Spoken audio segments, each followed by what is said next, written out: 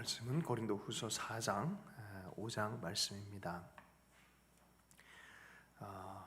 이 고린도 교회와의 사도 바울과의 관계에 있어서 여러 가지 조목조목 이 이야기를 해야 되는 부분들이 많이 있었습니다. 근데 일상에 대한 이야기, 사역에 대한 이야기, 사도 직분에 대한 이야기를 할 때 순간순간 그 변명하거나 혹은 변론하거나 혹은 논증하는 어떤 방식에서 사도 바울의 어떠함, 또 신학적인 경향, 또 어떻게 하나님을 향해서 바라보고 있는지에 대한 이야기가 많이 있습니다. 그래서 한 구절 한 구절 볼 때마다 이게 참 대단하다라는 생각을 가지게 됩니다. 오늘은 특별히 우리 하나님의 영광을 아는 빛, 참 제목이 잘 잡혀 있어요. 요 중심적으로 해서 말씀을 좀 보도록 하겠습니다. 우리가 하나님의 말씀, 곧 하나님 앞에서 복음의 말씀을 받은 사람들이 마땅히 해야 될 일이 있습니다. 말씀을 혼잡하게 한다든지 진리를 가리운다든지 또 양심을 이렇게 무시한다든지 그런 것이 아니라 정말 진리 앞에서 또 부끄러움 없이 하나님 앞에서 복음을 드러내는 일을 해야 됩니다. 3절의 말씀에 보면은 만일 우리의 복음이 가리었다면 망하는 자들에게 가리어진 것이다 라고 말씀을 합니다. 복음 자체는 예수 그리스도시에요. 예수 그리스도가 누군지가 가리워졌다면 망하는 사람이라는 거예요. 많은 사람들이 그리스도 예수의 십자가와 그리스도를 보면서 성인 혹은 선생님 또 훌륭한 분 이 정도 수준으로 보고 있다면 가리워진 것입니다. 예수 그리스도를 보면서 하나님의 아들을 그리고 하나님의 영광이 보이는 바로 그때 구원이 시작이 되어지는 거예요. 그래서 그때부터 우리는 구원을 받았다라고 하는 거예요. 예수님을 어떻게 보느냐? 가리움으로 볼 것이냐? 아니면은 그 안에 가장 죄인의 모습인데 가장 큰 하나님의 영광으로 보느냐? 베드로가 그랬어요. 그냥 뭐 좋은 랍비 정도로 알고 있다가 주님이 그물을 던져서 고기를 잡으라 했을 때 엄청 많이 잡혔잖아요. 근데 뜬금없는 장면이 펼쳐져요. 갑자기 무릎을 꿇어요. 나는 죄인입니다. 나를 떠나소서 그런다고요. 그리스도의 영광을 본 거예요. 그리고 주는 그리스도시요 하나님의 아들이시니다 라는 고백, 너희는 나를 누구라 하느냐 할 때 그 고백을 했을 때 예수님께서 그렇게 얘기합니다.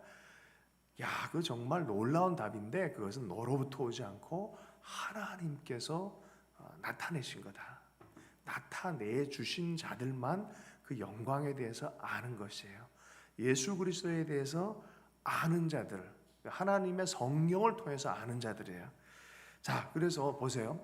그러면 가리운 자는 어떤 사람이냐? 4절의 말씀에 보면 그 중에 이 세상의 신이 믿지 아니하는 자들의 마음을 혼미하게 하여 그리스도의 영광의 복음의 광채가 비치지 못하게 함이니.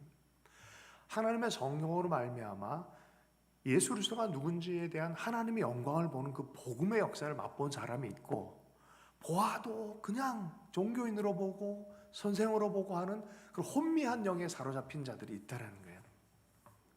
자, 그럼 어떻게 되겠습니까? 그리스도의 영광의 복음의 광채가 비치지 못하게 하면 그리스도는 하나님의 형상이니라. 예수님을 볼 때 하나님의 영광과 형상이 보이는 자, 하나님 안에서 볼 수 있는 자, 그들에게는 성령께서 비춰준 자들이라고 말합니다. 자, 계속해서 보겠습니다. 그래서 5절, 우리는 우리를 전파하는 것이 아니다. 오직 그리스도 예수의 주되신 것과 예수를 위하여 우리가 너희의 종된 것을 전파한다. 나는 그 예수 그리스도의 종이다라는 거예요. 나는 그 예수 그리스도의 종이다. 하나님께서 어두운 데서 빛이 빛이라 하셔서 말씀하시는 그 하나님께서 예수 그리스도의 얼굴에 있는 하나님의 영광을 아는 빛을 누구에게 비쳤다고요? 우리 마음에 비쳤다. 그래서 예수 그리스도를 보면 하나님 아버지의 영광이 이렇게 있어요. 요한복음에 보면 아버지와 아들 외에는 알 수가 없다라는 어떤 표현이 있잖아요. 그죠? 하나님의 영광을 아는 게 있어요. 그러니까 그리스도를 볼 때에만 하나님 아버지를 온전히 아는 그런 역사가 일어나는 것이죠. 그래서 하나님의 영광을 아는 빛을 우리 마음에 비추셨느니라. 여러분, 그리스도를 보면 하나님의 영광이 있어요. 하나님의 영광의 빛은 아무한테나 알려진 게 아니라 성령을 통해서 알려지는 거예요. 그게 보여지고 알기 시작해요. 이게 놀랍습니다. 그래서 테레사 수녀님 같은 경우나 또 프란치스코 같은 분들이 그랬었어요. 어느 날 보니까 그냥 늘 보던 예수님의 모습이 아니라 어느 순간 보니까 예수 그리스도가 하나님의 영광에 가득 채워진 분이란 것을 알아버린 거예요. 테레사도 십자가의 그 그림 밑에서 갑자기 부름을 받았어요. 내가 너를 위해서 이렇게 죽어졌는데 하는 강렬한 뜨거운 일 경험한 거죠. 그래서 우리가 그리스도 예수를 바라볼 때 이 영광과 이 하나님의 이 뜨거움들이 계속해서 나타나도록 우리 기도할 필요가 있어요. 그 하나님의 성령님의 계시를 간구할 필요가 있어요. 그래서 에베소 말씀에 보면 계시의 마음을 주사 너희 마음 눈이 열려서 그 하나님의 사랑의 깊이를 알아갔으면 좋겠다라는 거예요. 매 순간마다 우리가 그리스도 앞에 머물 때, 예배할 때, 말씀 볼 때 성령님 내 마음의 문을 열어주십시오. 하나님의 영광을 아는 것을 가르쳐 주십시오. 자, 이게 얼마나 놀랍습니까? 그죠? 우리는 누구예요? 우리는 질그릇 같은 사람들이에요. 본질적으로 질그릇이에요. 아무리 해도 인간은 질그릇과 같은 모습입니다. 그런데 우리 속에 누가 있어요? 이런 놀라운 예수 그리스도라는 보물이 있어요. 우리 각자 속에 예수 믿는 사람들은 다이아몬드 이상으로 아름다운 예수 그리스도가 있어요. 근데 나는 뭐예요? 사도인 이 바울도 자신을 질그릇이라 그래요. 그럴 수밖에 없어요. 우린 자꾸 연약하고 부족하고 참 아닌 것 같은 것도 많고, 그렇지만 내 가치는 질그릇이기 때문에 가치가 빛나는 게 아니라 내 속에 누가 계시기 때문에 빛난다고요? 예수 그리스도. 네. 그래서 이렇게 얘기한 거예요. 우리가 우겨쌈도 당하고 답답한 일도 당하고 박해를 받아도 거꾸로 당해도 이상하게 낙심하지 않고, 우겨싸임 당하는데도 이상하게 쌓이지 않고, 버림받은 것 같은데도 거꾸로 뜨리면 당하지 않는 이유가 여기에 있다는 거예요. 왜? 내 속에 그리스도가 계시기 때문에. 이게 참 묘미입니다. 신앙의 묘미예요. 10절, 우리가 항상 예수의 죽음을 몸에 짊어지면 예수의 생명이 또한 우리 몸에 나타나게 하려 함이라. 나는 질그릇 같고 나는 부족하고 나는 연약하고 그렇지만 때마다 시마다 그리스도의, 나는 이상하게 연약한 모습이고 뭐 후패하는 모습이지만 이상하게 내 속에 그리스도가 더 드러난다는 거예요. 내가 믿음 안에 그 영광 안에 붙들고 믿음 안에 살아가는 한 하나님의 예수 그리스도의 영광이 더 드러난다는 거예요. 11절, 우리가 항상 살아있는 자가 항상 예수를 위하여 죽음에 넘겨지면 예수의 생명이 또한 우리 죽을 육체에 나타나게 하려 함이라. 희한합니다. 만약에 질그릇이 조금 틈이 나서 깨졌다고 생각해봐요. 그럼 무슨 일이 벌어질까요? 예수 그리스도 안에 있는 이 보석의 빛이 그릇 밖으로 막 나가는 거예요. 그런 거예요. 예수님을 섬기며 살아가는 게 이런 모습이죠. 근데 고린도 교회를 위해서 사도 바울이 그런 모양으로 사역을 하고 있다는 거예요. 내가 비록 이렇게 저렇게 힘들지만 다 너희들을 위한 거다. 항상 예수를 위하여 내가 죽음에 넘겨질 정도로 내 스스로를 삶의 모습에서 하나님을 섬기기 위하고 너희를 섬기기 위해서 내가 이렇게 애쓰고 있다라는 그런 표현입니다. 그래서 12절 이렇게 얘기해요. 그런즉 사망은 우리 안에 역사하고 생명은 너희 안에 역사하느라. 여기에 섬기는 자와 리더의, 참된 리더의 비결이 여기 있어요. 어떻게 해요? 나를 던지는 거예요. 나를 저들을 위해서 던지는 거예요. 섬길 자들을 위해서 던지는 거예요. 그래서 그리스도가 나타나게끔 해주는 거죠. 그래서 사망은 우리 안에 역사하고 생명은 너희 안에 역사하느라, 이렇게 표현하는 것입니다. 계속해서 말씀 보면요, 14절, 주 예수를 다시 살리시니가 예수와 함께 우리도 다시 살리사 너희와 함께 그 앞에 서게 하실 줄 아노라.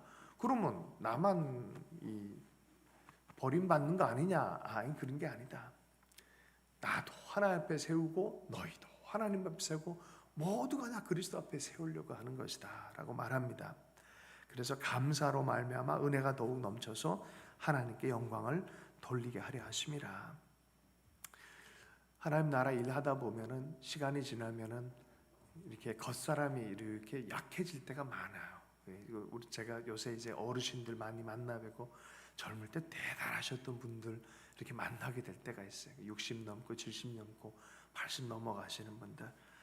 그런데 제가 주선의 교수님 또 그 권사님 얘기를 가끔 하잖아요. 이 권사님들은 참 신기해요. 분명히 몸은 굉장히 후패한데 이분들의 기도의 영역은 굉장히 강력해요. 같이 이렇게 식사하고 한 30분 정도 얘기만 해도 그 속 사람이 얼마나 강건한지 굉장해요. 이게 참 대단하다. 주선의 교수님 또 우리 김주 권사님 특별히 그랬어요. 딱 나타나면 영계가 달라져요. 영적인 임재가 달라져요. 참 신기했어요. 그래서 여러분 우리 속 사람이 영적 세계가 더 실체라는 것을 우리 개인적 삶으로도 알아야 돼요. 보이는 것이 아니라 겉모양은 후패하고 낡아질 줄 몰라도 속 사람은 날로 새롭다. 우리 삶이 그래야 돼요. 이거는 하루아침에 되는 게 아니라 날마다 주님과 동행한 사람들에게 나타나는 하나님의 선물인 줄로 믿습니다. 우리 속의 속사람은 날로 새로워지는도다 라고 말합니다. 17절 우리가 잠시 받는 환난에 경한 것이 지극히 크고 영원한 영광에 중한 것을 우리에게 이루게 함이니. 우리가 잠시 받는 환난에 뭐라고요? 경한 것. 즐거움이 크고 하나님께서 행할 거에 대한 기대가 큰 사람들은 환난이 가볍게 보여요. 경한 것이 이게 어떻게 경한 겁니까? 그래서 위에 또 사도 바울이 경험한 거 생각해 보면 경한 게 절대 아니에요. 그런데 환난에 뭐라고 합니까? 경한 것이라 표현해요. 여러분 은혜가 크면요 환난이 작게 보여요. 하나님이 임재가 크면요 고난도요 작게 보이기 시작해요. 하나님 고난을 없애주세요, 환난을 없애주세요 하는 것보다 하나님 은혜가 크게 해주십시오. 그 은혜가 크다 보니까 환난이 조그맣게 보이기 시작하는 거예요. 사도 바울이 그랬어요. 이 즐거움으로 일하게 된 비결이 여기에 있습니다. 18절 우리가 주목하는 것은 보이는 것이 아니요 보이지 않는 것이니 보이는 것은 잠깐이요 보이지 않는 것은 영원함이라. 영적 세계, 보이지 않는 세계가 더 견고한 세계다라고 말해요. 세계가 얼마나 부실한지 우리 코로나 때문에 금방 알잖아요. 영원히 있을 것 같은 어떤 자본주의 체제, 정치 체제마저도 이 코로나 때문에 이렇게 그냥 견고하지 못해요. 근데 하나님 나라는 견고하다. 영적 세계는 견고하다. 우리가 바라보고 있는 건 없어질 이 세상, 잠시 있다가 없어질 이 세상이 아니라 영원한 그 나라를 바라보고 있다라고 말합니다. 그러면서 5장에 이제 계속해서 전개를 시키는 게 하늘로부터 오는 우리 처소를 본다. 썩어져 없어질 이 몸에 대해서 집중하는 게 아니라 하나님 나라 영적인 실제 세계, 또 부활체에 대한 부활할 거에 대한 그 소망으로 살아가고 있다라고 말합니다.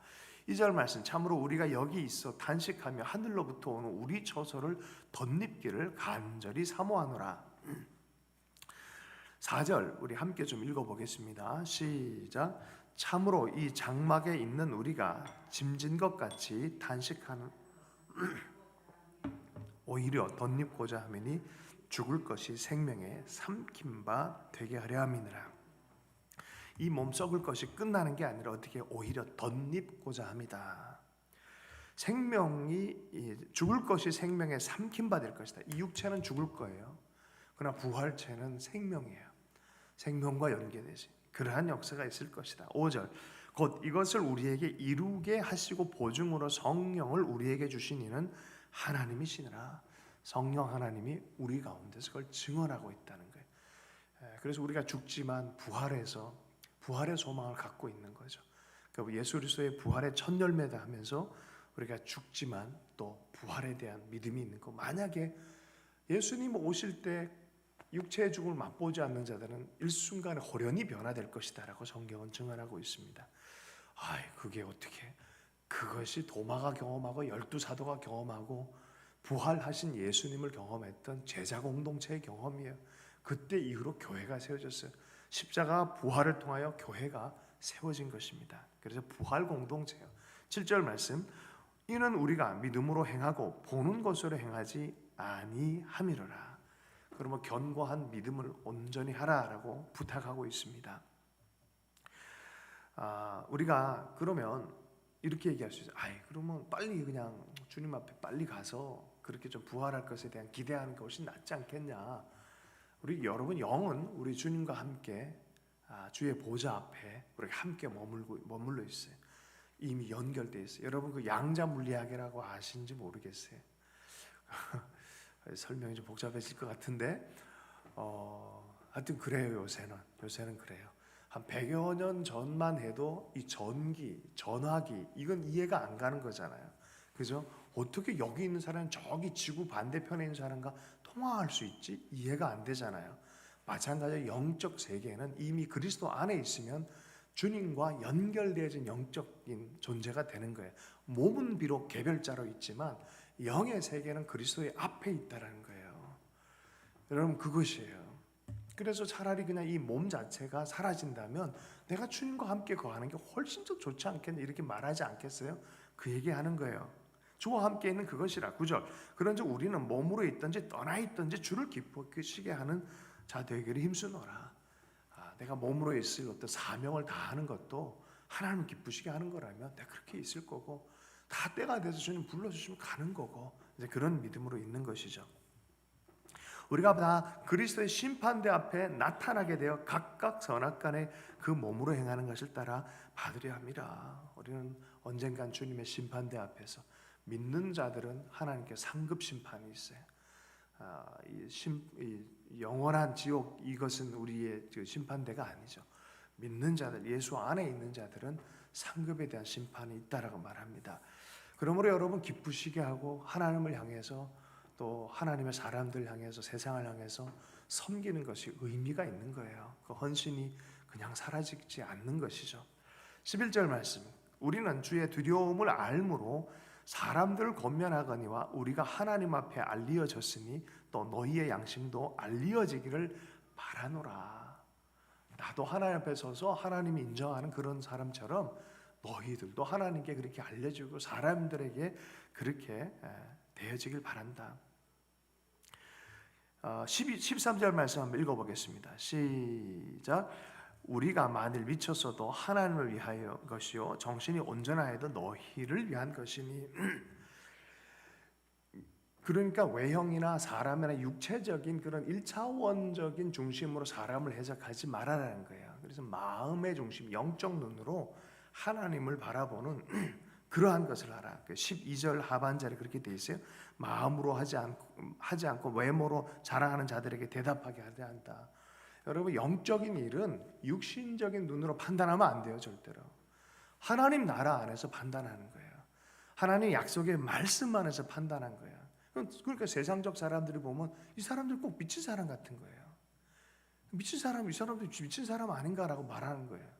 그럴 때 이렇게 우리가 미쳐도 하나님을 위해서 미친 거고 정신이 온전해야 돼 너희를 위한 것이다.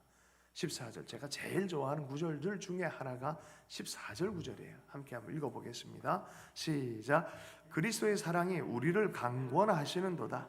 우리가 생각하건대 한 사람이 모든 사람을 대신하여 죽었은즉 모든 사람이 죽은 것이니라. 십자가의 예수 그리스도, 영적인 영원한 생명의 문을 열어주신 십자가의 예수 그리스도, 이건 영적 세계 안에서 보는 거예요. 이게 실제라는 거예요. 근데 그게 뭐예요? 라고 하면 그리스도의 사랑이라는 거예요. 하나님의 모든 행위는 사랑이에요. 생명이고 사랑이에요. 그리스도의 뜨거운 사랑이에요. 지금도 그리스도 예수를 섬기면서 이 사랑에 접촉되는 사람들이 있어요. 이런 사람들은 변화할 수밖에 없어요. 존재가 확 변해버린 거예요. 그리스도의 사랑이 우리를 강권하시는도다. 그 사랑 안에 우리를 살게 하시는구나. 이렇게 하는 거죠. 15절. 그가 모든 사람을 위하여 대신 죽으심은 살아있는 자들로 하여금 다시는 그들 자신을 위하여 살지 않고 오직 그들을 대신하여 죽었다가 다시 살아나신 이를 위하여 살게 하려 함이니라. 그죠? 그 하나님과 연합된, 믿음으로 연합된 자들은 이제는 질그릇 같은 내 육신을 위해 사는 게 이게 얼마나 1차원적인 것이고 얼마나 이게 사실은 가치가 작은 것인지를 아는 거예요. 정말 가장 강력한 가치는 그리스도를 위해 사는 것이고 하나님과 함께 사는 것이고 나를 위해 죽으셨다가 살리신 나에게 생명 주신 그분을 위해 사는 것이다 라는 거예요. 요새는 김중건 목사님 같은 분들이 참 없어요. 예전에 참 대단히 뜨거운 분이셨어요. 어떻게 하면 이 민족 전체가 그리스도를 위해 살아가는 민족이 될까, 정말 피를 토하듯이 설교하셨고 그 사랑에 대해서 드러내셨던 분이세요. 우리나라가 요새 그나마 그래도 말씀 중심적으로 이렇게 살아가려고 애쓰는 게 무엇일까 볼 때 그런 분들, 완벽한 사람은 없잖아요. 그런데 부족한 것도 있고 또 꼬집을 것도 많이 있지만 그 마음을 가지신 분들이 있었다는 게, 참 그리스도를 위해 살아보려고 하고 또 그 사랑으로 어떻게든 전진하려고 하는 그 모습 안에 하나님이 이 나라를 이렇게 복 주셨구나라는 그런 생각을 어저께 했습니다. 여러분, 이렇게 사는 것이 옛사람과 완전히 다른 새 사람이란 거예요. 하나님 안에서 완전히 새롭게 빚어진 자라는 거예요. 그것이 고린도후서 5장 17절 그 유명한 말씀이에요. 한번 읽어보겠습니다. 그런즉 누구든지 그리스도 안에 있으면 새로운 피조물이라, 이전 것은 지나갔으니 보라 새 것이 되었도다. 뭐요? Therefore, if anyone is in Christ, 어떤 사람이라도 그리스도 안에 있으면, 그 다음에 the new creation has come.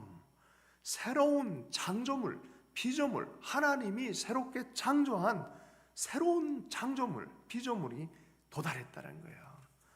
보라 새롭게 되었도다. 나는 누구예요? 그리스도 안에서 새로운 사람이에요. 새로운 피조물로 빚어졌다는 거예요.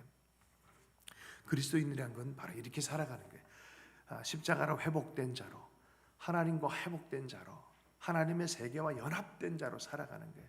이 놀라운 신비가 참 10년 내내 들어도 클릭 안 되다가 성령님이 어느 순간에 클릭하실 때가 있어요. 그 사람은 내적인 성숙함으로 무엇인가 변화가 생긴 사람들이에요. 이걸 우리는 깊은 지식, 하나님의 믿음에 대한 지식에 도달했다라고 말하는 거예요. 그래서 요새는 교인들이 교회 다니면서 예수를 믿게 된다, 뭐 이런 얘기들도 많이 있어요. 그런 말이 많이 있어요. 자, 그리스도로 말미암아 우리를 자기와 화목하게 하시고, 하나님이 예수님으로 말미암아 우리 하나님과 화목하도록 우리에게 보내주셨어요. 그분이 화목하는 직분으로 사셨어요. 그러므로 우리도 그렇게 산다는 거예요. 고린도 교회를 향해서 사도 바울도 그렇게 산다는 거예요. 여러분들, 우리 한 사람 한 사람은 이런 예수 그리스도와 같이 화목하는 직분을 삶을 살고 계십니까? 우리도 세상 사이에서 그런 화목하는 직분을 살아라라고 말하면서 이렇게 20절에 너희는 하나님의 엠베서더, 대사다라고 말하는 거예요. 대사다, 엠베서더. 그러므로 우리가 그리스도를 대신하여 사신이 되어 하나님은 우리를 통하여 너희를 권면하시는 것 같이 그리스도를 대신하여 간청하는 너희는 하나님과 화목하라. 하나님과 화목하게 하기 위해서 우리를 그리스도처럼 파송하고 계십니다. 가정에서의 대사이고 세상을 향해서도 대사의 삶. 21절 마무리하면서 읽겠습니다. 중요한 말씀이에요. 한번 읽어보겠습니다. 시작. 하나님이 죄를 알지도 못하신 이를 우리를 대신하여 죄로 삼으신 것은 우리로 하여금 그 안에서 하나님의 의가 되게 하려 하심이라. 뭐예요? 하나님의 의. 우리는 의가 없었는데 누구 때문에 의가 됐어요? 그리스도의 화목하게 하는 사역 때문에. 우리가 그리스도를 붙잡을 때 그리스도의 의가 우리에게 전가가 되어졌어요. 그러므로 우리가 어떻게 됐어요? 하나님의 의로 덧입혀서 보여지기 시작하는 새 창조물이 됐다는 거예요. 그리스도의 의로 말미암았다는 거예요. 말씀 붙잡고 함께 기도하십시다. 오늘 너무 귀한 말씀인데, 하나님, 우리도 이러한 대사와 같은 삶을 살기를 원합니다. 하나님, 이 사도직의 봉사, 하나님 내 삶도 그렇게 보냄받은 그런 삶을 살기를 원합니다. 그렇게 기도하고 내일 교회 전체가 오픈해서 예배를 드리는, 어떻게 보면 명실상부의 첫날인데 사회적인 여러 가지 또 여건도 고려하면서 예배를 드려야 되는 상황입니다. 내일 예배를 위해서 많이 기도해 주시고, 우리가 그리스도 안에서 귀하게 연합되어지고 주신 큰 충만한 은혜가 있도록 여러분 기도 부탁드리겠습니다. 내일 또 어린이 주일이에요. 아이들이 많이 기뻐하고 즐거워하는 시간 됐으면 좋겠고요. 또 가정에 있는 다음 세대를 위해서 특별히 좀 기도 부탁드리도록 하겠습니다. 여러분 생각나는 가정들, 또 위로가 필요한 가정은 위로하고, 세울 자든 세우고 하는 여러분 각자 안에 있는 자녀들 위해서도 기도하고 개인 기도 시간 갖도록 하겠습니다. 우리 함께 기도하겠습니다. 하나님 아버지 감사합니다. 복음의 그 놀라운 계시를 우리에게 주시고 하나님을 아버지라 부르게 해주시고 우리가 참으로 주님 안에서 아들됨 자녀됨에 대해서 누리게 해주셔서 참으로 감사합니다. 무엇보다 복음 안에서 하나님 사도의 직분 또 아버지 하나님 평화의 대사의 직분 아버지 하나님 감당할 수 있도록 불러주셔서 감사합니다. 우리 한 사람 한 사람 안에 이 복음의 계시 안에서 영광의 하나님의 형상을 바라보며 그리스도 안에 있는 그 영광을 바라보며 하나님 복음을 전하는 자들이 되기를 원하고 하나님 나라를 전파하는 자들이 되기를 원합니다.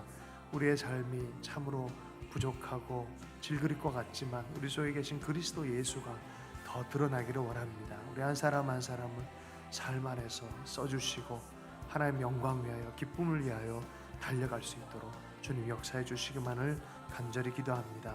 내일 아버지 하나님 우리가 함께 공예배로 모이는 날입니다. 함께 모여서 예배하고 기도하고 말씀 가운데 머물 때 하나님의 임재가 가득 채워주시고 하나님의 영광을 받으신 예배가 되게 은혜를 베풀어 주시기를 간절히 기도합니다. 특별히 아버지 오순절 시즌을 두고 우리가 부흥을 기도하고 있습니다. 하나님의 임재와 하나님의 영광이 더 나타나기를 기도하고 있습니다. 하나님 교회 가운데 또 이 민족 가운데 나라 가운데 주의 영광으로 하나님 인도해 주시기를 간절히 기도합니다. 우리가 누구인지 그리스도 안에서 발견되는 시간 되게 해주시고 하나님 아버지 말할 수 없는 기쁨으로 주님을 찬미할 수 있도록 주님 역사해 주시기 원합니다. 아버지 우리 어린이들 아버지 하나님 돌봐주시고 붙들어 주시고 지혜와 은혜로 하나님 역사해 주시기 원합니다. 각 가정마다 아이를 돌볼 때 지혜와 사랑으로 돌볼 수 있도록 역사해 주시고 아이들이 주의 은혜 안에서 커갈 수 있도록 주님 은총 베풀어 주시고 함께하는 아이들 가운데 큰 기쁨 있게 주님 축복해 주시기 원합니다.